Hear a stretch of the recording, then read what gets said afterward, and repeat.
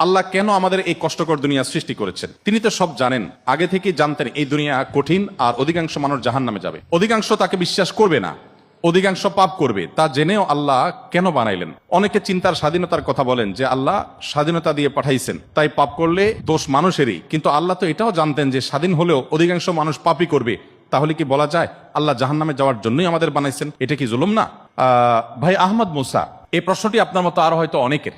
আমরা এই প্রশ্ন উত্তরে অনেক দীর্ঘ আলোচনা করতে পারলে ভালো হতো, কিন্তু আমাদের হাতে সেই সময় নেই। সংক্ষিপ্ত ভাবে বলার চেষ্টা করি। আল্লাহ সংক্রান্ত যত প্রশ্ন আছে আমাদের, এই বেশিরভাগ প্রশ্নের গোড়ায় একটা বড় ধরনের গলদ আছে। সে গলদটা হলো, আমরা আল্লাহকে আমাদের মতো ধরে নিয়ে প্রশ্ন করি।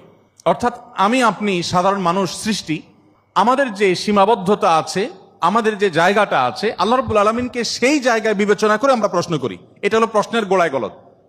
যেমন কেউ যখন প্রশ্ন করে যে আচ্ছা, আমাদেরকে আল্লাহ সৃষ্টি করেছেন, তাহলে আল্লাহকে কে সৃষ্টি করেছেন? নাউজুবিল্লাহ। এরকম প্রশ্ন অনেকে করেন। এই প্রশ্নটার অন্তঃসার শূন্য এবং গোড়ায় গলদ। কারণ আপনি নিজে সৃষ্টি, আপনি জানেন যে কোনো ক্রিয়া ছাড়া কোনো কর্ম হতে পারে না। সেজন্য আপনি নিজে সৃষ্টি হয়েছেন, আপনার স্রষ্টার সন্ধান করছেন যে আমি সৃষ্টি যেহেতু হয়েছে, আমার স্রষ্টা নিশ্চয়ই আছে। ভালো কথা।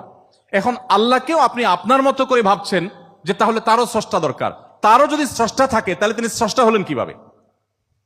আল্লাহর যদি আবার স্রষ্টা বিবেচনা করা যায়, চিন্তা করা যায়, কল্পনা করা যায়, তাহলে তিনি স্রষ্টা হলেন কোত্থেকে? তাহলে তিনিও তো আমার মতো সৃষ্টি হয়ে গেলেন, যে তারও আরেকজন যদি স্রষ্টা থাকে।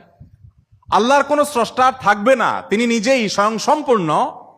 এটা তো অবশ্যম্ভাবী, কারণ সৃষ্টি জগতের আমরা সবাই যখন সৃষ্টি, তাই সকল সৃষ্টির তো স্রষ্টা দরকার। তো স্রষ্টার যদি আবার মনে করেন যে তেনার আবার সৃষ্টিকর্তাকে, তাহলে সেক্ষেত্রে তিনি স্রষ্টা হলেন কই? তাকে তো আপনি আপনার মতো করে ভাবছেন। তো এইরকম গোড়ায় কিছু গলদ থাকে। এই প্রশ্ন উত্তরে আমি বলি, কোরআন কারীমে আল্লাহ তাআলা বলেছেন, লা ইউসআলু আম্মা ইয়াফআল ওয়া হুম ইউসআলুন।